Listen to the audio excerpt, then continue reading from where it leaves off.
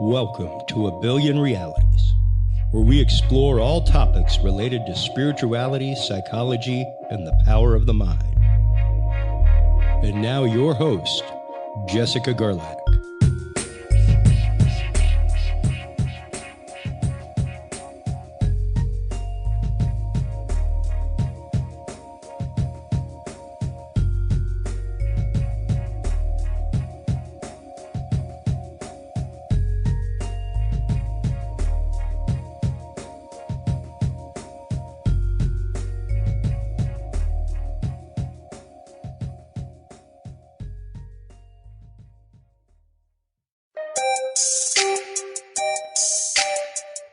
Have you considered starting a podcast? Looking for a way to make your business a voice of authority in an industry? Then Podcast Cadet is the solution for you. Whether starting a podcast for yourself, your brand, business, school, church, or just plain fun, Podcast Cadet is here to help you navigate the waters of the podcast industry. Specializing in one-on-one consultation and training with industry professionals in fields ranging from podcast technology and editing to distribution, monetization, and even social media strategies. Podcast Cadet tailors their services to the specific needs of you and your podcast. Do you already have a podcast and trying to find ways to engage and grow your audience? Sign up for your Podcast Cadet audit today and let us help you explore new and exciting ways to leverage your content and elevate your podcast brand to whole new levels. From consultational workshops to affordable podcast production and maintenance packages, Podcast Cadet is your one-stop shop for everything podcast related on the internet. Visit podcastcadet.com today to sign up for your consultation or training and use code REALITY20 to save 20% off your entire purchase. That website again is podcastcadet.com. Welcome back to A Billion Realities. Today on the show we are speaking to fitness trainer, nutritionist, and owner of Petrovic Fight Team, Marija Petrovic.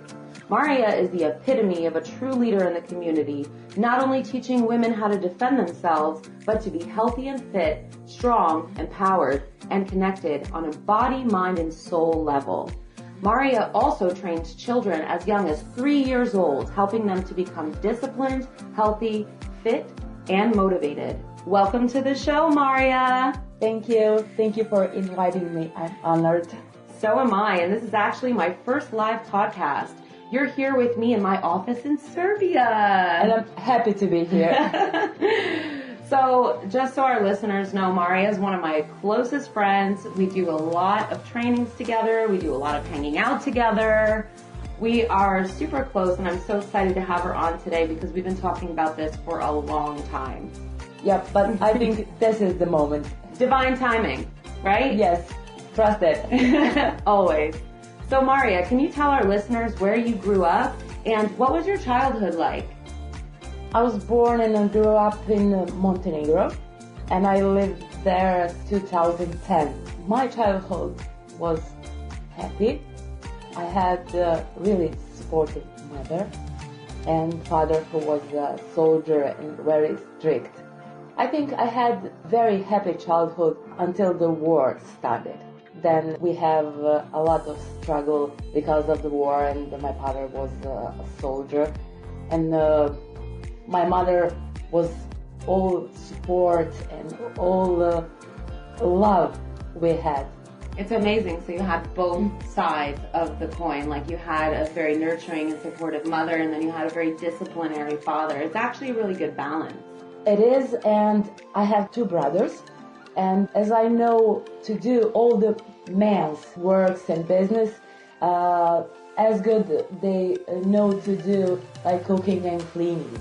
It's good thing to our parents doesn't make difference between male and female children, because in Serbia and Montenegro this is like usual to be different, like man and woman. Right, like the woman has their role and the man has their role, and yes. You're not really supposed to cross or overlap against those like responsibilities, right? Of course. Yeah. But let's talk about the environment you grew up in, because you grew up literally on the seaside. That must have been amazing. It is. Yeah, I've been there. I love it there. It's a great nature, warm place to live, and people there are more colder than the weather is. Interesting dynamic, because usually in the warmer countries you would see see people who are a little more fiery, a little more, passionate and warm, but... Yes, but there is a story about the Montenegrins and Herzegovina. Mm-hmm. That's the part of the Bosnia near Croatia. Mm-hmm. There is a land mostly stone. Wow. And when you grow up on stones, you are harder and you learn to be tougher. Yeah. So it's actually a good thing. In a way, In a way, but it looks like they have a less empathy to others' pain. Interesting. So there's pros and cons to every place, I guess, and that's a really good description of the pros and the cons of there. It maybe lacks some empathy, but still there's kind of a toughness that you come out of that place with. At what point did you move to Serbia? 2010, when I get divorced, I moved here in Serbia. This is the place where my father were born. Amazing. And would you say that you were always drawn to sports as a child, and where did that influence come from? My father was those sports with the gun. He was winning medals with the gun, and the mother was ice skating. Ice skating. Oh, yes, wow! She was ice skating. Amazing. Okay. And we have loved to sports since we birth. So it's just in the blood. Yes, totally in the blood.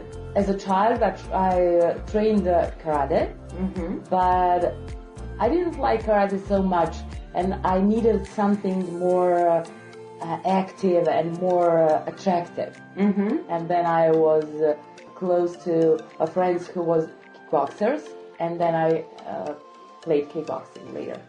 Wow, okay. So at what point in your life did you start taking kickboxing seriously? I started to train kickboxing at 11 years, but I think I get that it's serious and that is my love maybe with 13, 14. Wow. So it took a few years to kind of get off the ground, and then you were like, okay, I love this. Yes. Can't live without it. That's why I say let the kids try a lot of sports, because they can't at first love something. You know what? That's amazing that you brought that up, because you actually said that to me about my kids. Yes. They started with you when they were really little. I remember when we first came here, they were 3 and 5, and they took some classes with you, and I didn't even know you yet, actually. But you did tell me that later on, like, you gotta let them try different things. Yes. Yeah. You have to let your kids to find their love. Absolutely. And it's amazing that you found yours, and look what you've done with it. And we're going to definitely get so much deeper into that today. But first, now because I know your story and I know you, and I know you went through some very difficult times that you overcame literally all by yourself. And I still feel so amazed by you for that. What were some of those adversities that you faced, and how have they helped to shape you as a person? I think that I trained that fighting sport all my life that shapes you, that you can't quit. Right. You just have to fight. And doesn't matter how hard it is, and doesn't matter if you are falling down, it's too important to get up. To keep going. Yes, just keep going. That describes you completely. These hard times shaped me the way I know that we can do anything we want. And I know that we are made for some purpose here. Absolutely. And everything that happens is for a reason. And can you tell us about some of those things that happened, and how did you deal with that at the time? After my divorce, I came here, I had no job, I just have maybe 20 euros in my pocket and 2 kids with me. And support of my mother was the most important thing at that moment. That's the one point when she was the best in the whole world. She accepted me and the kids, helped me find a job. And I don't know, that hard times now looks like that's good. That was for a reason to keep me fighting, to not stay in that environment. That it wasn't healthy for me. Absolutely. And what kind of personal transformation did you go through? Going through your divorce, being depressed, let's reverse it. Being depressed, and because you were so depressed, you went through a divorce. What was your health condition like at that time? And how did you pull yourself out of that? I think I was depressed before I got divorced. Right. That's why you got divorced. That's why I got divorced. Right. It was like or moment to stay there and to get some help from some psychiatrist or something like that. I was in that mood that I realized that I need some medication or something to get out of there. Wow. But I'm not the person who gets medication. I was just gonna say that does not sound like you, but when we're really down. Then I realized I had to get up and get out of here. Good for you. You trusted your intuition and your instinct, like you knew that it was an environmental factor in your situation. And so you made the move. Wasn't easy. Left with 20 euros. What did you do from there? How did you rebuild your life? I think it's not rebuild. Okay. I think I still doing this because even spirituality and every success, everything you do in your life with love, you can't stop. Yeah. It's a path. Definitely. Like I did something to begin rebuilding, but I didn't stop yet. And it's almost like you were just remembering who you really were. Yes. And you just temporarily lost your path. Yes. Or your way, right? Very interesting. Because I was trying to please someone else, like to be good to someone else. And I realized that it's not healthy for me. Because you weren't prioritizing you and your happiness. Yes. And instead doing that for someone else. And I realized that only happy mother can raise happy kids. I totally agree. Such a great point that you're making. I mean, your journey has been incredible, especially I met you when you were already on the upswing. Yes. Yes. And, before, when I heard your story about what you had gone through, and I met you where you're at, like now, I was blown away. Like I couldn't believe that you were in that state and you actually transformed your life and yourself to what you are now, which is who you really truly are. You just weren't in a situation that was in alignment with your spirit. Yes. That's what I think is amazing. But you had the drive and the ambition to pull yourself out of it, which I think is incredible. Of course, because not just me. We all know that we have potential. And we all know that we are here for a reason. Yes. And we all know that we are sent here to do something with our life. Fully agree. It's amazing. So during the most challenging times, what would you say you pulled the most strength from to get you through those things? Outside of your mother, which you've already stated. What were some of the other things that you gained strength from? I was all the time thinking about that I will show my kids I'm the best. To be a good example. Yes. To show them how to be a fighter. Love it. And to show them that they can do anything they want. Beautiful. I think that's so important. It was important for you on your journey, and it's also important for your children. Because the most valuable thing that you can have in life is your kids. Definitely. You doing everything the best to their lives be good. Of course.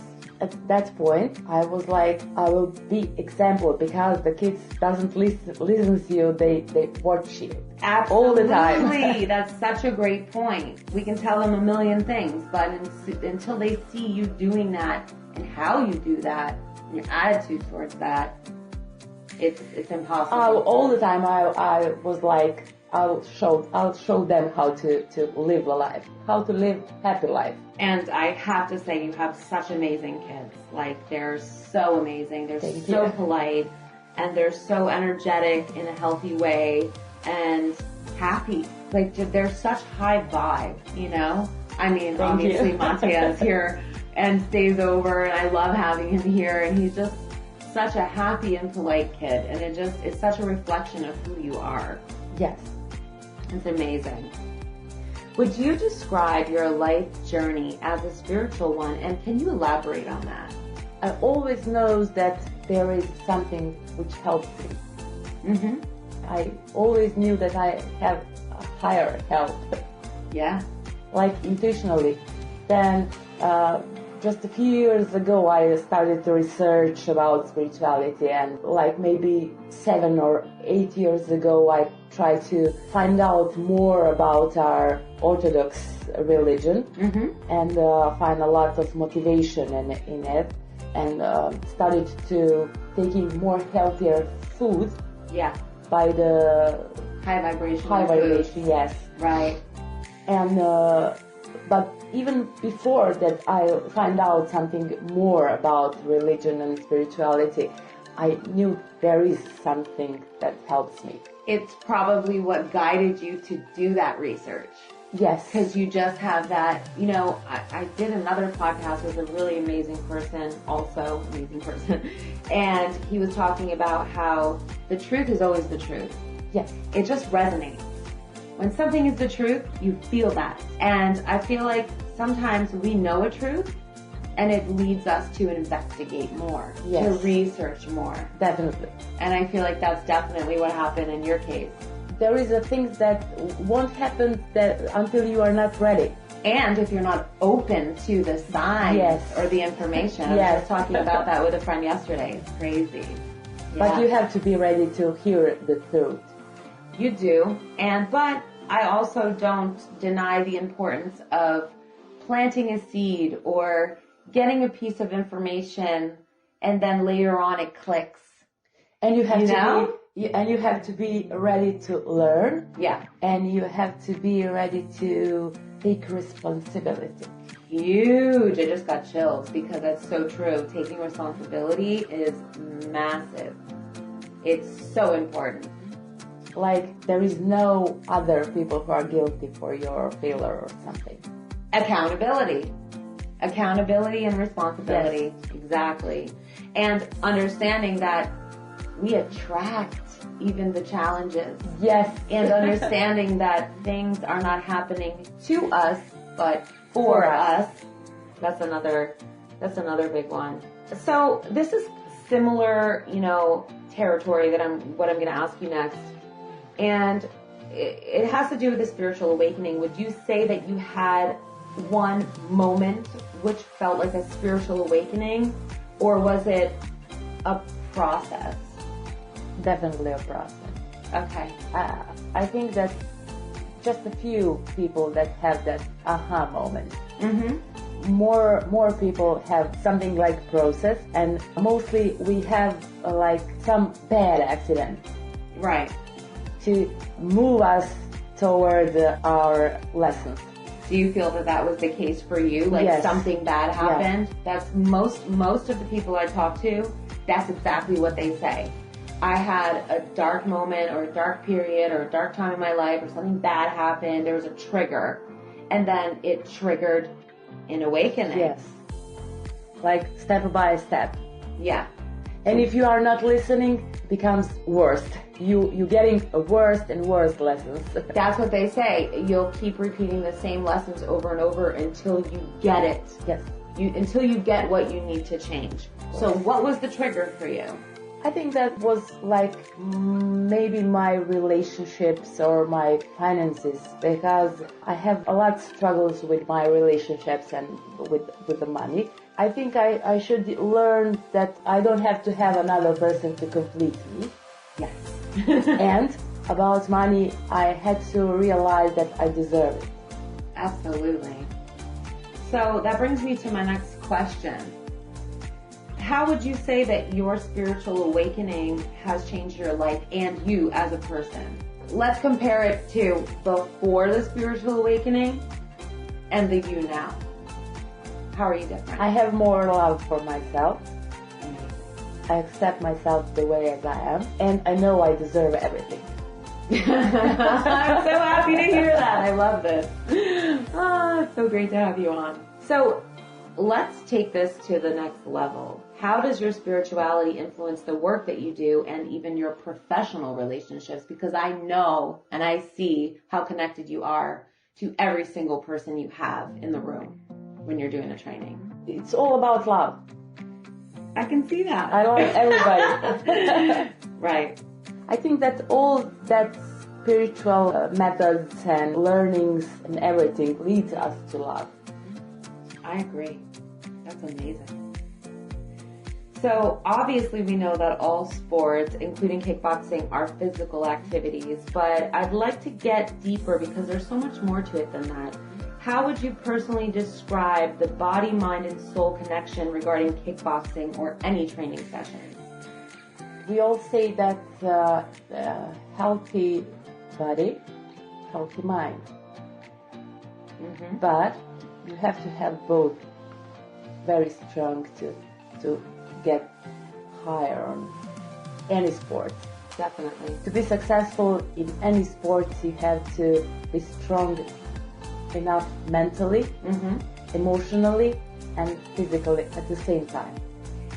And do you feel that working on one feeds the other? No, you have to work on everything, like Simultaneously. separately and all together. Because all physical training gives you mental strength. Right.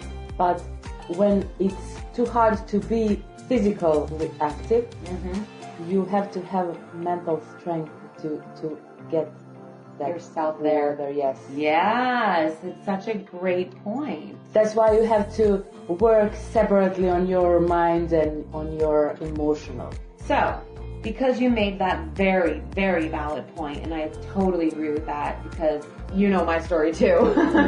Yeah. How do you train people? I know how you train them because you've done it with me, but how do you train people so that our listeners know? In such a way that they develop an awareness to their body, mind, and soul's synergy, the way that it works together. How do you portray that? You have to tell someone you can do that. You can do that. Get up, you can do it. You have to be supportive all the time, but sometimes you have to tell the person you are kicking like a girl. I was just gonna bring that up. And he was like, I'm not. So, guys, I'm just gonna throw this out there. Whenever I'm getting weak, she's like, "You're kicking like a girl." And the biggest impact statement that she had on me was, "What would you do if your baby was trapped under the car?" You would lift it up. That's some serious motivation right there. Sometimes you have to play games with the person's ego. Totally. Or their own mind's limitations. Yes. Right? In some wild way, we are programmed to stop at 70% of our power. Mm-hmm. Our brain works just 10%. Right. And our body works 70% and then stops. I'm trying to make people to cross that border of 70%. Because you can give 100% of yourself. Definitely. I personally can say that you have helped me to transform my life in areas that I needed to work on.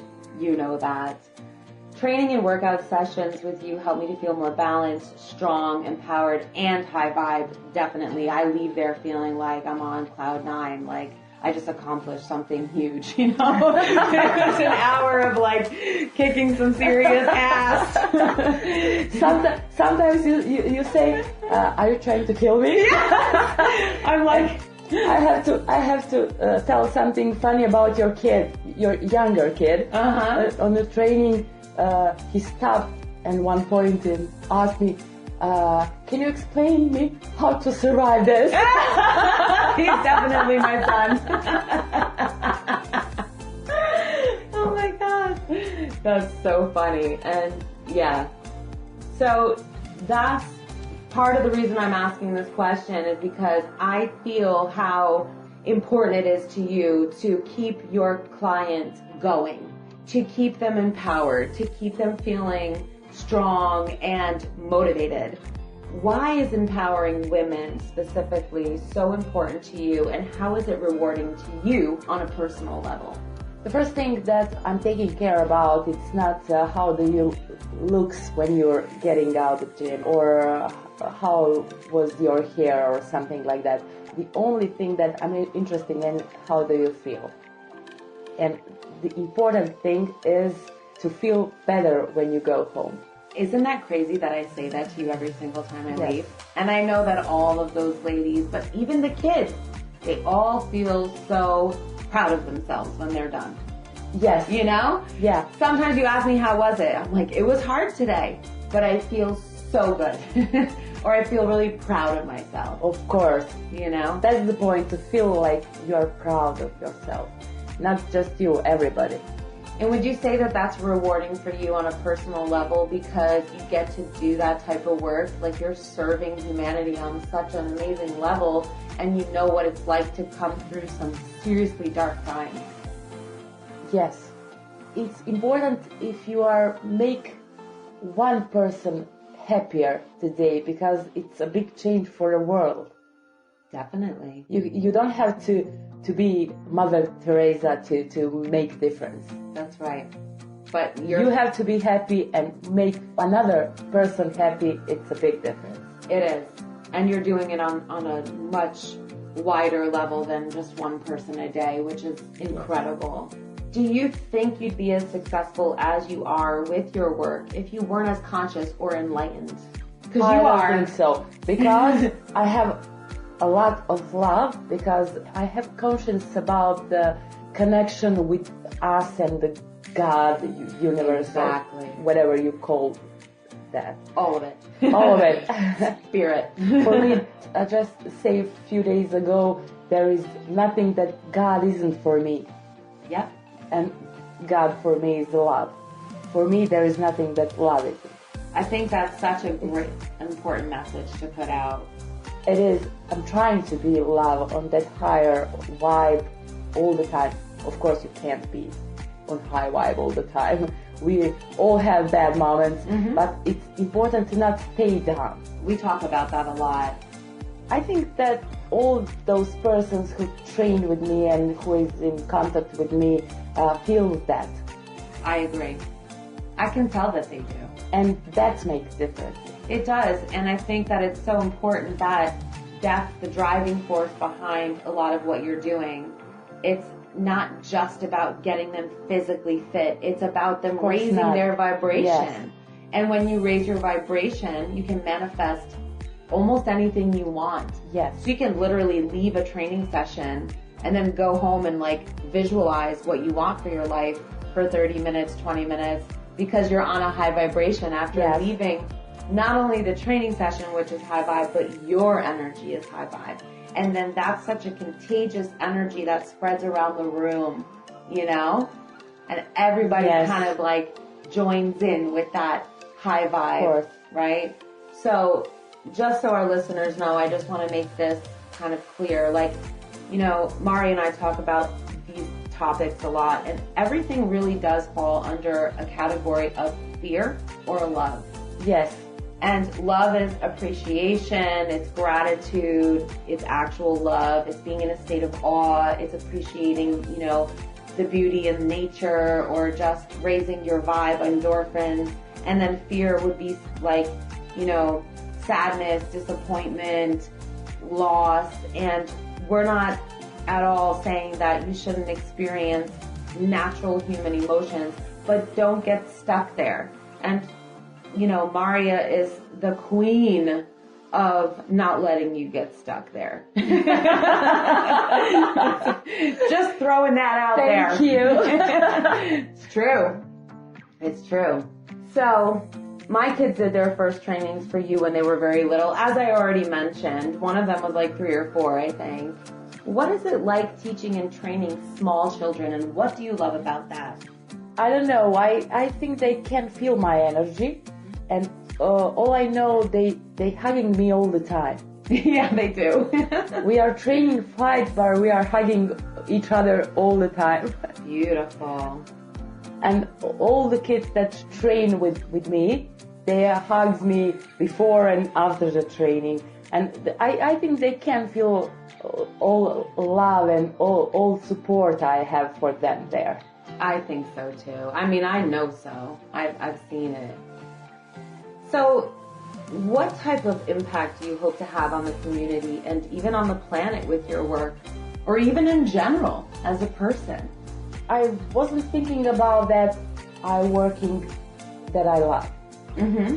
And I think that it's a big change because there is a lot of people who hate their work. Very true.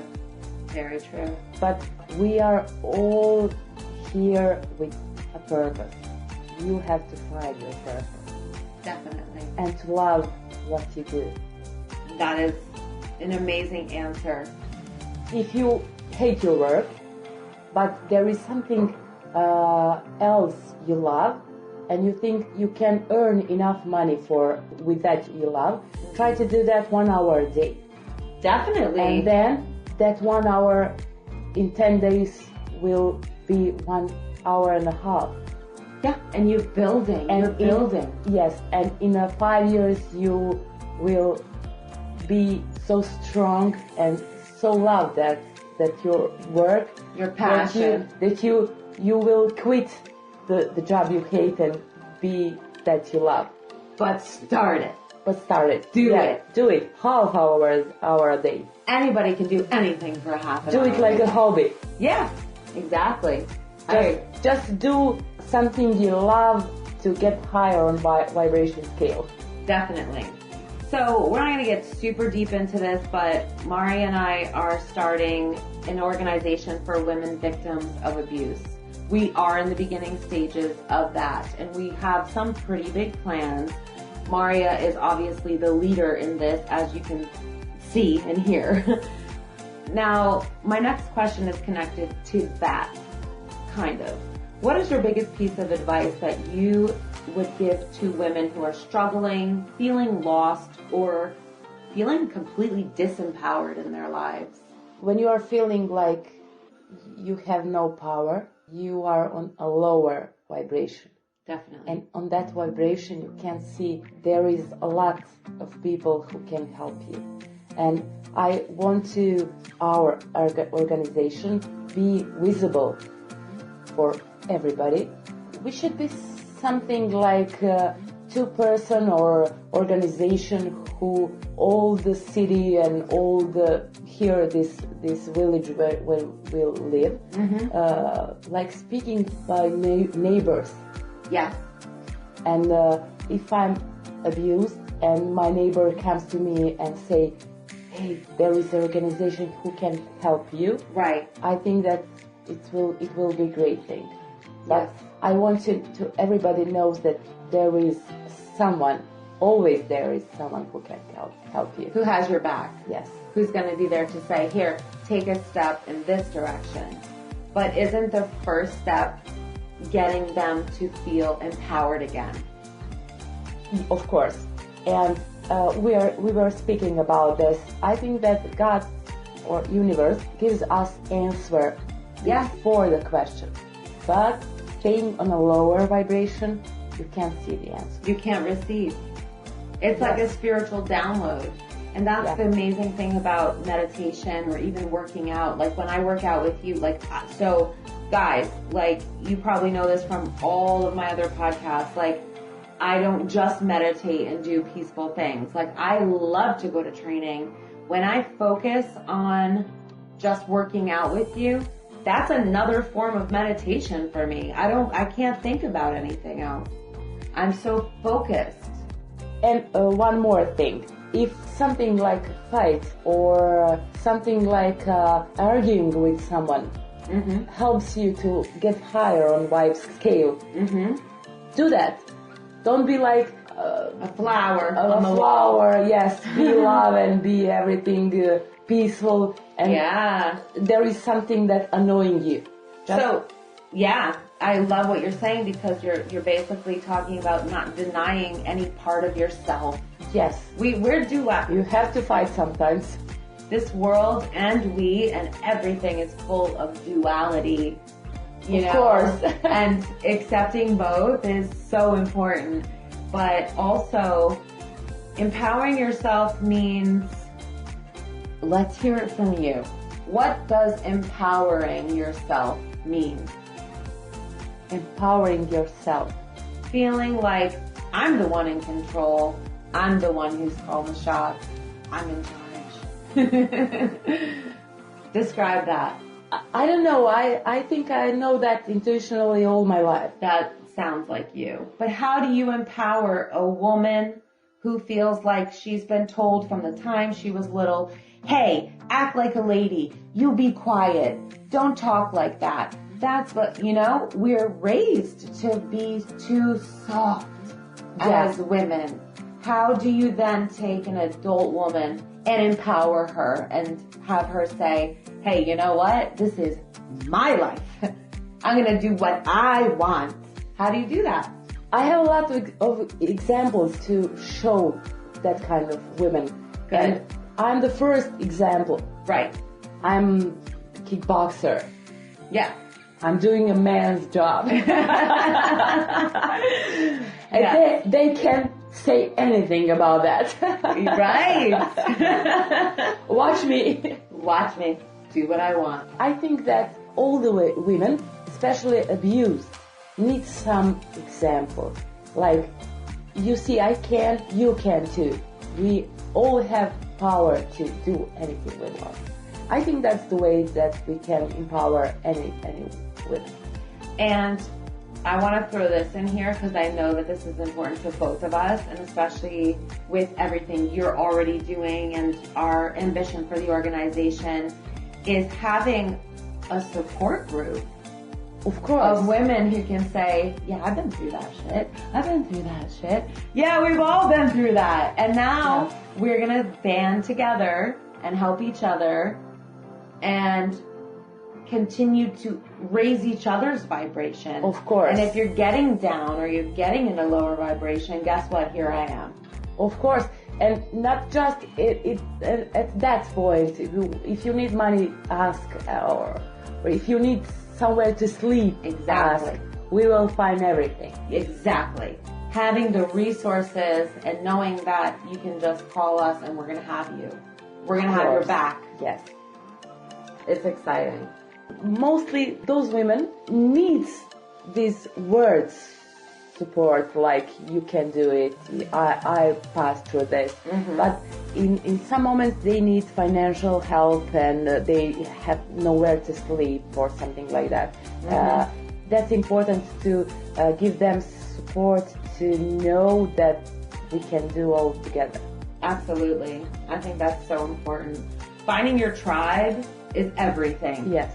It really is, because I remember being in some low points in my life, and a lot of the people that I talk to or have on the show, it's like when they were at their lowest, sometimes they felt like they had people around them that absolutely just did not understand them. Yes. Or didn't there was just no synergy, And knowing that someone else gets it or has lived it, and they have also overcome that like you did, Yes. It's so helpful to a person, because being misunderstood or feeling like ashamed is one of the worst hurdles that you can go through, I think, in this. It is. One more important thing. All the boys and girls in my kickbox club, mm-hmm. I teach them for the girls, I teach the girls that they know they can do anything they want. Good. They know they shouldn't be abused. Right. and they know they can fight for themselves. In other points, I teach the boys to be gentle to girls, to let the girls first to change their clothes, their shoes, gentlemanly. Yes. Yeah. We are doing fighting sport, but we are very supportive to each other. Absolutely. Especially boys to girls. I think that's so important, and I feel like that's part of what our world today has lost. Yes. You know, like that respect for, you know, women. I'm not going to get into what just happened with me, but that's going off topic. So, you know, I feel like we've covered this, but I still want to ask you this question in case there's something else that you want to throw in. How have you integrated your acquired spiritual knowledge and insight into all areas of your life?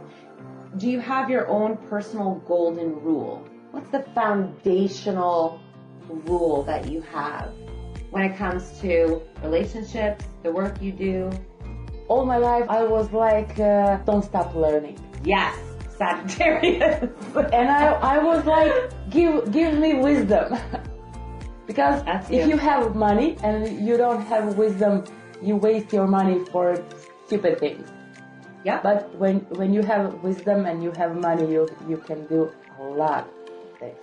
And if you have love and you don't have wisdom, you can waste your time to wrong person. You just before everything, give me wisdom. Yeah. And you getting wisdom by learning. I was just going to say you blew me away with that because one of my favorite expressions is that knowledge is power. Yes, people think a lot of things are power. Knowledge is the most powerful thing. And my best friend would say on this, you're a nerd. Well, I just told a really good friend of mine yesterday. He said to me he's like, hey, let me ask you something. He was teasing me. Do you like to research? Because I'm always like, in my research. And then I'm like, well, I'm a closet nerd. I don't know what you want me to say. As you can see, my bookshelf. Anyway, knowledge is most definitely power. And I know that is facts. It's 1,000,000,000% facts that knowledge is power. Because anything I've ever gone through, it was because of the lack of knowledge that I had that I struggled to get through it. Once I had the knowledge, I acquired the tools, I acquired the strategies. Of course. I was like, damn, I wish I had this information before because I would have handled this so differently. And that is why knowledge is power in me. But if you didn't pass all struggles, or if I didn't pass all my struggles, we wouldn't be a person like this now. I'm sure about that. I agree with that, and that's why I love the other expression that we mentioned earlier, that things happen for you and not to you. Like, maybe we were meant to go through that so we can do the type of work that we're doing now, you know? I think that's the point. Yeah, I agree. So this is a big question, but I'm going to ask it to you anyway. What do you want the world to know about you and what you're doing? I was thinking about that. Okay. But I don't know. I'm just doing that I love, and I'm just living the life I love. That's the perfect answer. You know, there is a bad and a good in the world. Mm-hmm. But we should always choosing a good. And it doesn't matter what happens, you have your side. Definitely. I think that's an amazing thing. Like walking by a sunny side to be happy. Definitely. I think that what you want the world to know about what you're doing is something so simple yet so powerful. And that I think that the most powerful things are simple like that. I just want you to love yourself. I just want you to know that you're good enough. I just want you to know that you were created perfect already. Yes. And that's when you said that you're just doing everything with love. That's what I think of. I have big plans. Yeah. But in this moment I am happy. Isn't the biggest plan to be love and share love? Of course. That's the biggest plan I've ever heard. Yes. I just got chills. And this is a similar question, but what is your biggest message to humanity?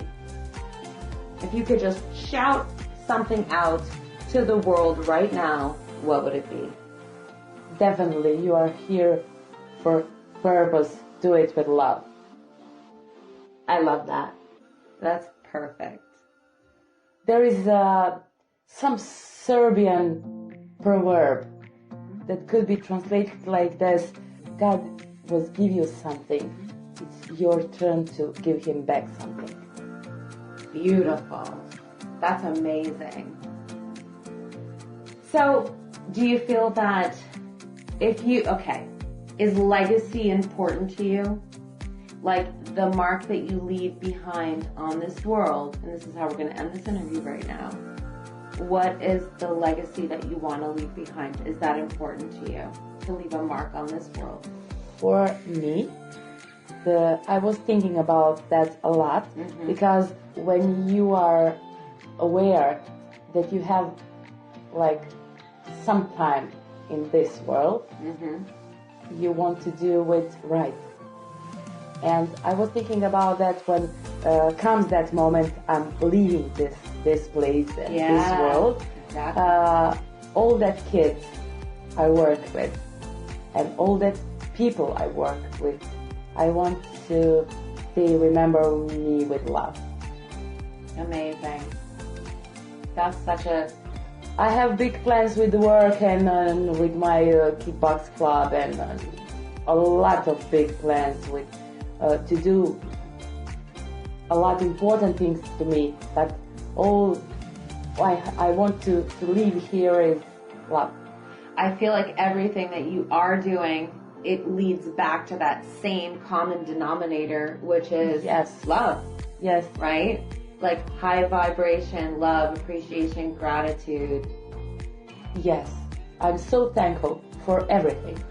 For you, for my best friend, for my kids, for this nice weather, this nature, everything.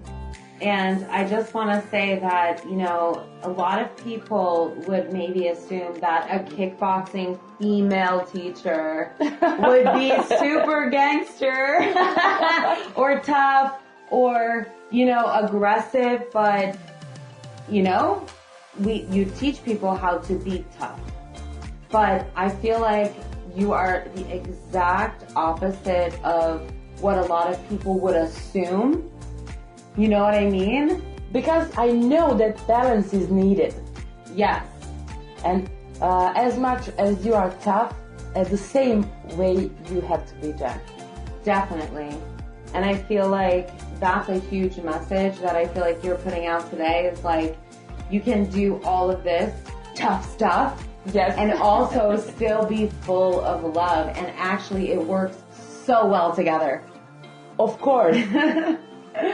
I do the man's job, you know, I work security and kickboxing and I'm judging boxing. Yeah. And all the man's job, but that doesn't make me less woman.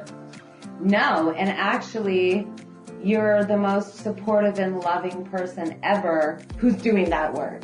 Yes. You know? Yes. And that's what's so incredible. I'm so happy we did this. This is my first live broadcast. My first podcast live. I'm sorry about my English, but Jessie says that it's cute. It is cute. I even said that today. I said it to a friend today. It is cute and it's perfect. And I know that everybody can feel the energy in your words. And that we, you know, it doesn't matter if we describe something perfectly in English. Of course, the energy is there, your messages are there, and I'm so grateful for you, and thank you for doing this with me, and I'm so excited for our listeners to hear this. I'm so grateful for you. Our plans are happening. They are. Stay tuned, guys. We'll definitely be touching base with you again on all that is happening, what Marija is doing, what's happening with the organization. And you guys take care, and we'll see you next time.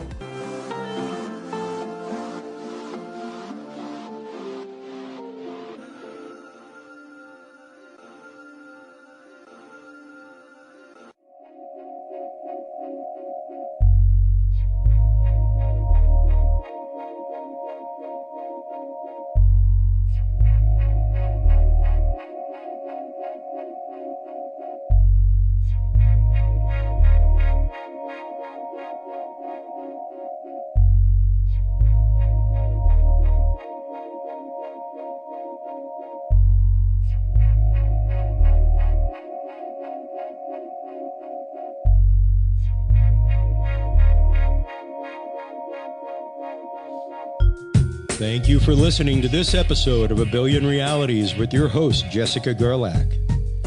Visit us online at abillionrealities.com and follow us on social media at A Billion Realities. A Billion Realities is available on Spreaker, iHeartRadio, iTunes, Spotify, Alexa, Reach.tv, or your favorite podcast service. A Billion Realities is a proud member of the HC Universal Network family of podcasts. For more great episodes and content, visit hcuniversalnetwork.com today. Thanks for tuning in, everyone. And until next time, remember, we are all but one of a billion realities.